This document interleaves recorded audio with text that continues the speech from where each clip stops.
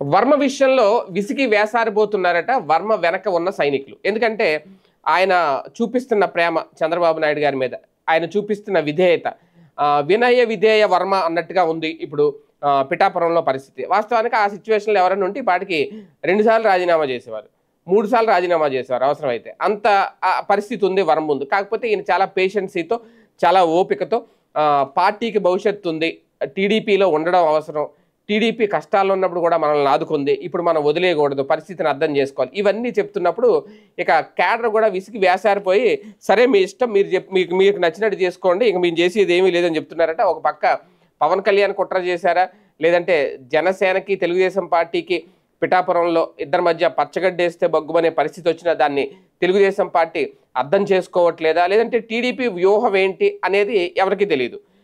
భవిష్యత్ కార్యాచరణ ఏదైనా బలంగా ఉందా, అందుకే వర్మని ఏ పదవి ఇవ్వకుండా ప్రస్తుతం పవన్ కళ్యాణ్ చెబుతున్నట్టు వింటున్నట్టు ఏమన్నా నటిస్తూ ముందుకు వెళ్తున్నారా అనే చర్చ కూడా నడుస్తుంది. ఏది ఏమైనా ప్రస్తుతం అయితే తనకి ఎలాంటి పదవి ఇవ్వకపోవడం వల్ల ఆయనైతే సంతృప్తిగానే ఉన్నట్టుగా చెప్తున్నారు. పైకి లోపల అసంతృప్తి ఉందో ఏమో దాన్ని బయటికి వెళ్ళగక్కట్లేదు.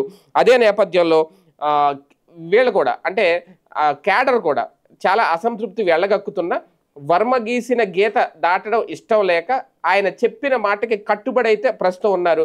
మరి భవిష్యత్తులో ఒక్కొక్కసారి ఇటువంటివి ఒకేసారిగా భూమి బద్దలైనట్టు బ్లాస్ట్ అవుతూ ఉంటాయి. ఆ బ్లాస్టింగ్ ఏమన్నా భవిష్యత్తులో ఈ 5 ఏళ్ళు ఎండింగ్ లోపు ఏమన్నా చూస్తామా పిఠాపురం నుంచి అనేది చూడాల్సిన అంశం.